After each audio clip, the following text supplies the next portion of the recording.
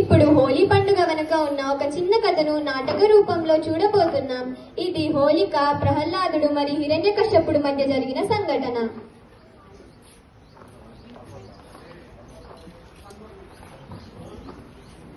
ప్రహ్లాద, నేను ఈ ప్రపంచానికే రాజు.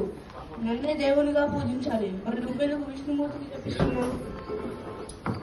తండ్రి, దేవుడు ఎక్కడైనా ఉన్నాడు. నేను విష్ణుమూర్తిని నమ్ముతున్నాను. ఆయనే నా సత్యం.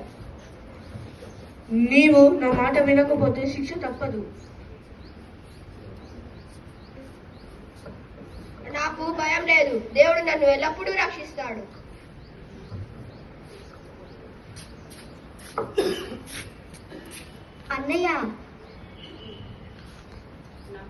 అన్నయ్య, నాకు అగ్ని అంటే అస్సలు భయం లేదు.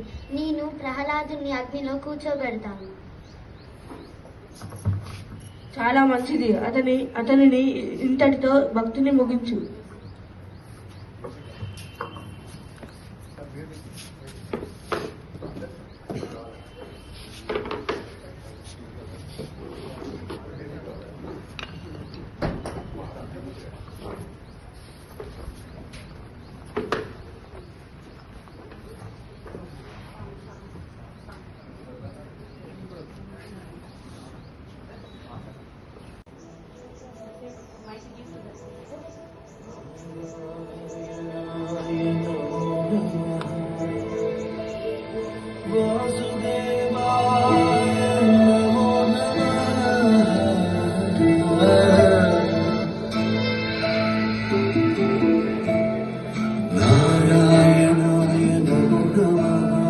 వాసుదేవాయ నమో నమః.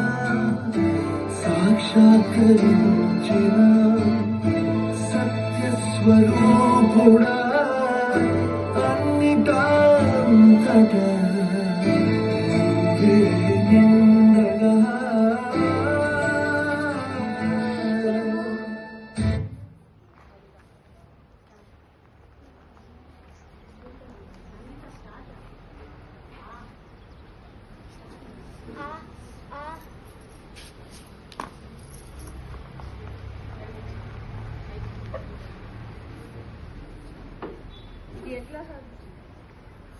ఇది ఎట్లా సాధ్యమయ్యింది?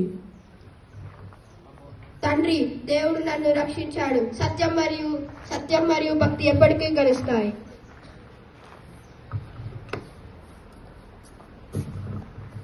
హోలికని ఎవరు చంపారు? హోలిక రాక్షసిని ఎవరు ప్రత్యేకంగా చంపలేదు.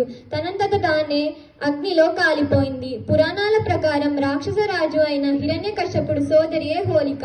హిరణ్యకశ్యపుడు తన కొడుకైన ప్రహ్లాదుని చంపేందుకు హోలికని పిలుస్తాడు. అప్పుడు హోలిక వస్తుంది. తనకున్న గర్వంతో తను అగ్నిలో కాలిపోతుంది.